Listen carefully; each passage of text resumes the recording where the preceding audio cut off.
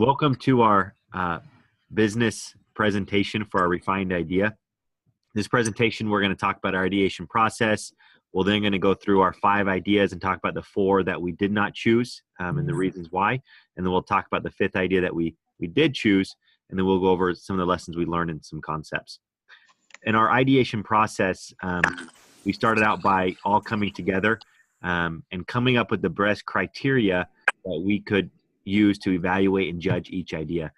Some of these were, but you'll see some more on the slides, the problem that we were trying to solve, the idea, revenue source and ceilings that would cap the revenue, the industry and market size, opportunity, or barriers such as competition and things like that. Once we had that criteria, we all went out and researched everything we could find on these business ideas of how we could take them off and things like that. And then we came back together, and based on the research, we each made recommendations for each business idea. When we had all of the recommendations laid out in front of us, it was pretty easy to see which one we thought would have the best chance for success, had the least amount of barriers, and had more of an opportunity to succeed. So that leads us to the knife that never dulls. The money's there. It's about $100 million market, so there's definitely some room for it.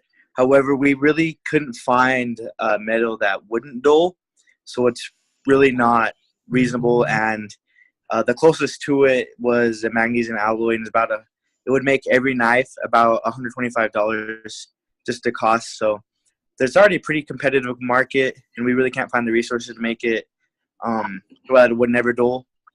And so that's pretty much why we didn't choose a knife that never dulls. For our next option, we had the in-home nutrient test. This is a vitamin deficiency test service connected to an app to help guide your diet based on your nutrient levels. With zero competition in a $377 billion industry, this option seems ideal. However, there is no technology available to detect current nutrient levels. Other barriers of entry besides developing new technology and FDA certification would be in app development. The app would have to be able to determine specific vitamin levels as well as the 3 additional tests, such as those listed in the slides. In addition to this, healthcare app development costs range from $8,000 to $12,000, depending on the complexity of the app. For these reasons, we will not be pursuing the in-home test service. Our 3rd idea was a fashion subscription box. With the customer base of 5.7 million subscription users, it looks good. It would provide people who don't have the time to shop with new styles that would arrive at their door. But there's many challenges that come with this. There's over 2,000 individual subscription company on the market right now, and it's very hard to differentiate between those 2,000. Plus, the retention rates average between 6 to 9 months for each company. After that time, consumers get tired of the products, and so they unsubscribe. And it can also be difficult for a company to find affordable alternatives to brand name products and make it affordable for their consumers. And the biggest reason is that it's very difficult to make a profit unless you have a large customer base. And when you're a startup company, you will not have a large customer base. So that's why we decided to not go with this idea. The next idea we had was a meal planning website. The problem that this solves is that a lot of the time people don't want to spend a lot of money. They want to just cook at home, but they don't know what exactly to make. And usually you have to find a recipe first, and then if you want to go out and find the ingredients, oftentimes you go over budget just on that one meal. So what this website would do is people could select a given budget. It would give them a list of options to choose from, and then it would give them a specific grocery list and where they could go to buy the items. The problem with this is there is a lot of competition already. So this would be more of a niche thing. Think of like Blue Apron. They deliver ingredients to your door, but they're more of a gourmet, luxury brand. So the cost just isn't there.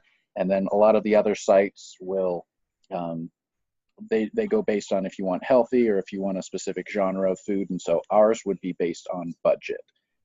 The biggest problem with this is in regards to revenue. we would either charge a small monthly fee or a one-time fee if you wanted to buy an app or get access to the website. And then also there would be advertising revenue from stores where we would send people to buy the items. So inherently, if you're going towards a market of people who want to save money, there's an inherent problem there in that you're limiting your revenue. And so that just couldn't be overcome for this idea. All righty, so let's move on to our golden idea. And that is an easy to navigate platform to consume quality content on performing basic tasks called Do It Yourself. Now, there are a lot of opportunities and only a couple of challenges when looking at this idea, and we'll walk through those step by step. In terms of opportunities, it is a subscription model. So you're looking at money coming in every single month, assuming that you can maintain your retention rates. That's money that you can count on every month, and that's a very attractive model. There are very low barriers to entry, and in our case, that makes it very appealing because it's easy to enter the market. Now, that might prove to be a challenge down the road, but for now, entering the market, very simple and very attractive to us. Industry, we're in the growth stage, and there's a lot of market share that's yet to be captured. A statistical report for the e-learning market attributed $165 billion in 2015, and that is expected to reach $275 billion by 2022. So a lot of market share that we can capitalize on. This niche really only provides for one real competitor, and we'll get to that in just a minute. Lastly, there is a large customer base for this service. You've got homeowners, renters, vehicle owners, a lot of people that would really benefit from this type of service. Okay, so challenges. We get that YouTube is the #1 competitor. That is obvious to us as well as probably to all of you. And, you know, it's free and it's hard to compete with free. But water's also free, and we all pay for soft drinks. So if it's differentiated enough, then we can definitely compete with YouTube.